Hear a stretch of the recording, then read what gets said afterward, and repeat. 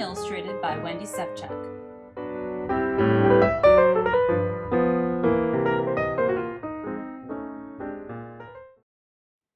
This is the story of a young girl named Isabelle and how one day she became invisible. On Isabelle's 7th birthday, she opened her surprise, a beautiful sewing box. She couldn't believe her eyes. It was filled to the top with everything she'd asked for: pins, needles, thread, a thimble, and more. She had everything she needed to design her own clothes, even decorate them with rhinestones, beads, and bows.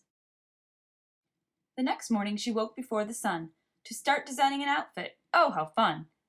First she created the most fabulous shirt, then a coordinating skirt. Isabelle decorated her outfit with a cuckoo bird theme. Nothing like it had ever been seen. She painted a cuckoo bird, scissored the sleeves, and embellished everything with feathers and beads. A backpack and necklace completed her line. The finished fashions were so divine. She modeled for her family. They yelled, "How cool! Isabelle, you should wear that on the first day of school." So Isabelle wore her outfit to the first day of 2nd grade because it was the coolest thing she'd ever made.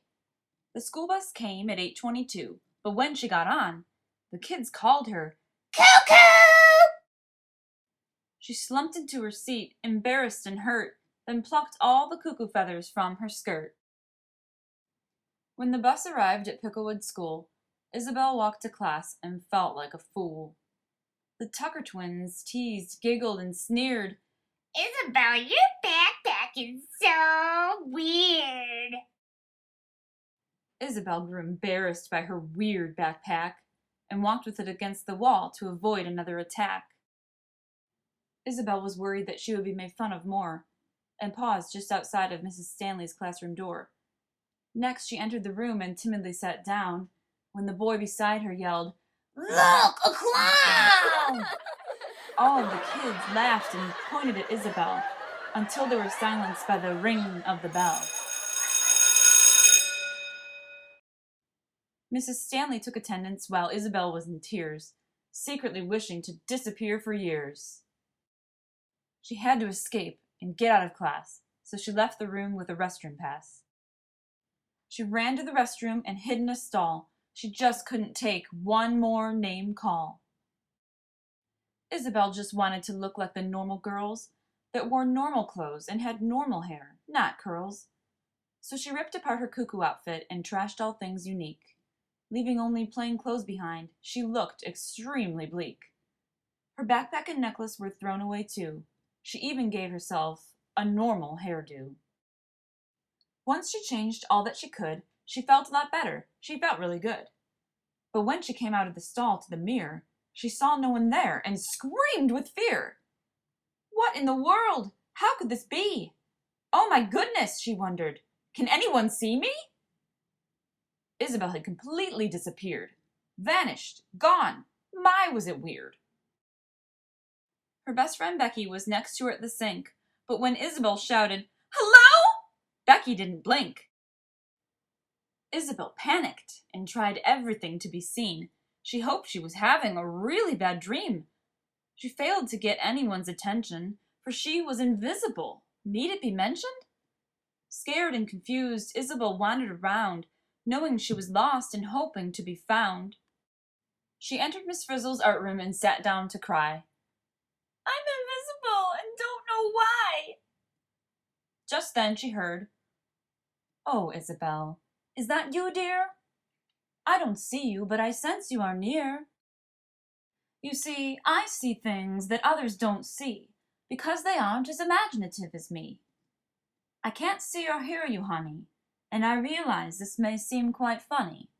But please, I beg, listen well, or you will remain forever invisible. The problem is that you've lost your self-expression. I think you're learning a valuable lesson. Why did you straighten those beautiful curls? To look just like the rest of the girls? We're all different. Two people are never the same.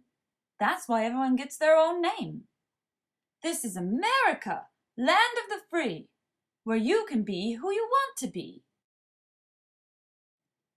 But Isabelle, if you always follow and never take the lead, you'll never find what you truly need.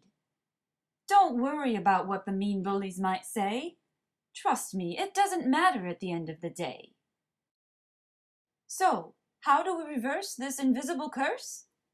Be yourself! Don't live in disguise. Design a new outfit with these art supplies. You need to let Isabelle stand out in order to conquer this invisible bout. Now, my dear, if we don't hurry, your teacher, Mrs. Stanley, will start to worry.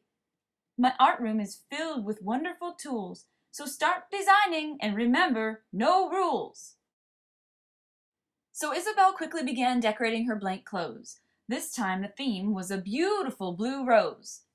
When Isabelle finished her outfit, poof! She appeared. Wow! Gasped Miss Frizzle. How extremely weird! Miss Frizzle hugged Isabelle and said, Goodbye, dear. If you need me again, you can always find me here.